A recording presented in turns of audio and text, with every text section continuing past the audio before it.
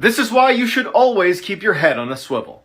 In 2017, an elderly woman who lived alone thought she saw something moving in her backyard and went to the window to have a look. As she's looking around, a shadowy figure emerges right on the other side of the glass, standing in her backyard. Terrified, she keeps an eye on the figure while calling police, but by the time she hangs up, the figure's gone. When the police arrive, her front door is unlocked, so they go inside and they find her still sitting in front of the window looking for this figure. The police search the backyard, but they don't find anything. When the police go back inside to search the house, they quickly find some large footprints that couldn't have been hers in the room that she was sitting in and all around the first floor.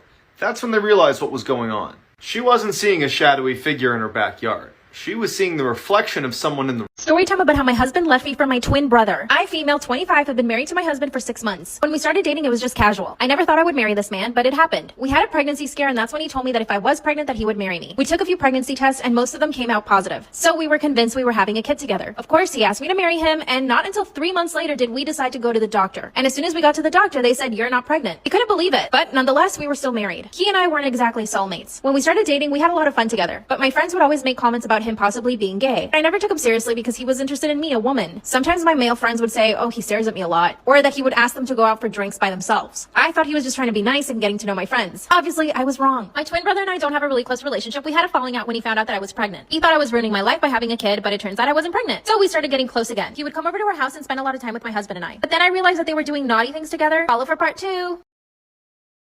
Came out of the closet on accident, and this was my parents' reaction.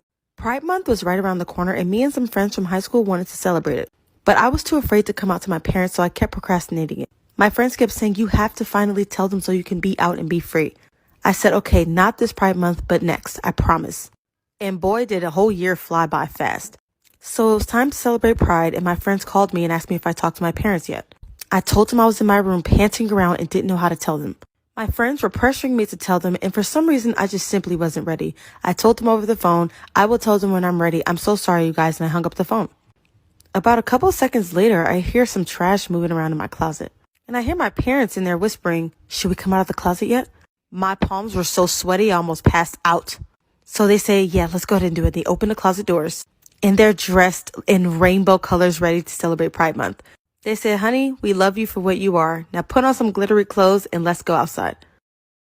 This morning, my daughter's alarm was going off for 30 minutes, so I wanted to check on her and she was very pale. There was a large blood stain on her bedsheet, and when I pulled that down, almost her whole shirt was drenched in blood. I had my husband call an ambulance and asked her what happened. She told me that the day before, a girl who'd been bullying her threatened her with a knife in the bathroom, and when my daughter tried to defend herself, the bully accidentally stabbed her in the stomach. I was shocked because I thought she had been exaggerating about the extent to which this girl was bullying her. When she was younger, she almost got a teacher in trouble for accusing her of touching her inappropriately, and since then I've taken everything that she says with a grain of salt. The ambulance arrived and took her to the hospital, and when they found out that she'd been stabbed, they contacted the police. My husband and I were questioned for not noticing it or reporting it, and we told him the truth. We had no idea it even happened. We later asked her about how she hid it, and she got super snarky, saying, "It's easy when you have parents who don't care." I later got the real explanation, saying that since it was towards the end of the school day, she put on a sweater over it, drove home, threw their shirt that she was stabbed in the dumpster, and when we had gotten home, she was apparently towards the end of the school day, she put on a sweater over it, drove home, threw their shirt that she was stabbed in the dumpster, and when we had gotten home, she was apparently wearing 2 shirts and a hoodie so there wouldn't be any bleeding. She expected the bleeding to stop by then, but it didn't. We asked her why she hid it, and she said, "I didn't want anyone to see me." I know what she meant. When she was about 10, she suddenly got very weird about removing clothing, calling everything covered by shorts and a t-shirt private. She'd never go to the pool or beach with us, and she would have meltdowns at the doctor's office and wouldn't even let me or my husband hug her for a while. I, frankly, was hurt that she would rather hide herself and lie to us than to get help after being stabbed, but I didn't express this. I don't know what to do.